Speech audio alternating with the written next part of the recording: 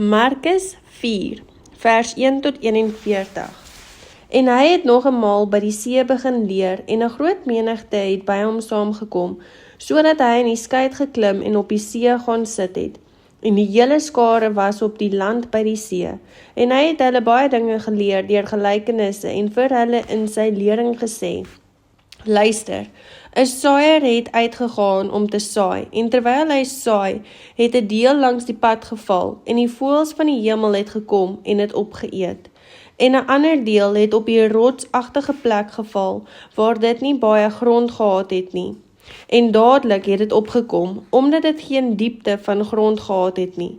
En toe die son opgaan, is dit verskroei, en omdat dit geen wortel gehad het nie, het dit verdroog. En 'n ander deel het in die dorings geval, en die dorings het opgekom en dit verstik, en dit het geen vrug opgelewer nie.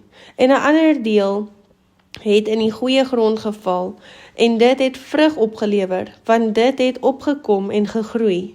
En dit het gedra 31 en 61 en 100voudig.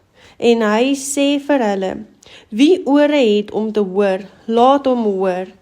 En toe hy alleen was, het die wat saam met die 12 rondom hom was, hom na die gelykenis gevra, en hy sê vir hulle: Aan julle is dit gegee om die verborgenheid van die koninkryk van God te ken, maar vir hulle wat buite is, kom alles deur gelykenisse, sodat hulle kan kyk en nie sien nie, en hoor en nie verstaan nie, dat hulle hul nie miskien bekeer en die sondes hulle vergewe word nie.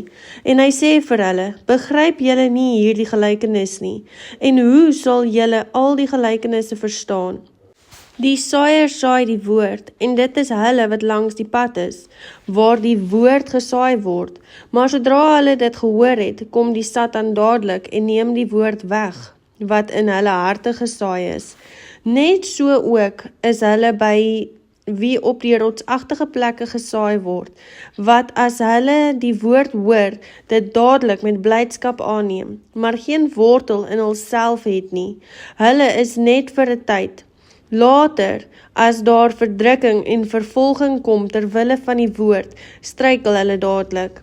En hulle by wie in die dorings gesaai word, dit is hulle wat die woord hoor, en die sorge van hierdie wêreld en die verleiding van die rykdom en die begeerlikhede in verband met die ander dinge kom in en verstik die woord, en dit word onvrugbaar. En dit is hulle by wie in die goeie grond gesaai is, hulle wat die woord hoor en aanneem en vrugte dra, 31 en 61 en 100voudig. En hy het vir hulle gesê: Die lamp kom tog nie om onder die maatemmer of onder die bed gesit te word nie. Is dit nie om op die staander gesit te word nie? Want daar is niks verborge wat nie openbaar sal word nie, en daar is niks weggesteek nie, of dit moet in die lig kom. As iemand ore het om te hoor, laat hom hoor. En hy het vir hulle gesê: Pas op wat julle hoor. Met die maat waarmee julle meet, sal vir julle gemeet word, en daar sal bygevoeg word vir julle wat hoor. Want wie het, vir hom sal gegee word, en wie niks het nie, van hom sal weggeneem word ook wat hy het. En hy het gesê: So is die koninkryk van God, soos wanneer 'n mens die saad in die grond gooi, en hy gaan slaap en staan op, nag en dag, en die saad spruit uit en word groot. Hoe weet hy self nie, want van self bring die aarde vrug voort, eers 'n helm, dan 'n aar, dan die volle koring in die aar. En wanneer die vrug dit toelaat, steek hy die sekel dadelik in, omdat die oes daar is.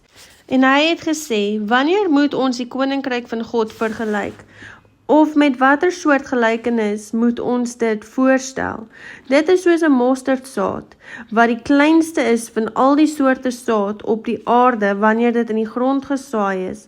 En wanneer dit gesaai is, kom dit op en word groter as al die groentesoorte, en maak groot takke, sodat die voëls van die hemel onder sy skaduwee nes kan maak.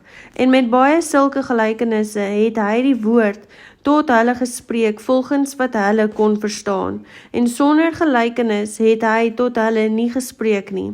Maar afsonderlik het hy vir sy disippels alles uitgelê. En toe dit aand geword het op daardie dag, het hy vir hulle gesê, laat ons oorvaar na die ander kant. En hulle het die skare verlaat en hom, net soos hy was, saamgeneem in die skei, en daar was ook ander skeitjies by hom. En 'n groot stormwind het opgekom, en die golwe het in die skei geslaan, sodat dit al vol wou word. Maar hy was agter op die skei aan die slaap op die kussing.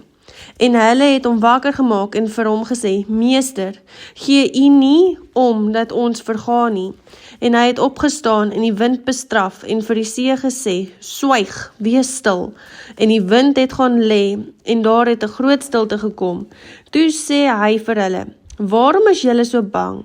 Hoe het julle dan geen geloof nie? En 'n groot vrees het hulle oorweldig, en hulle het vir mekaar gesê, wie is hy tog, dat selfs die wind en die see hom gehoorsaam is?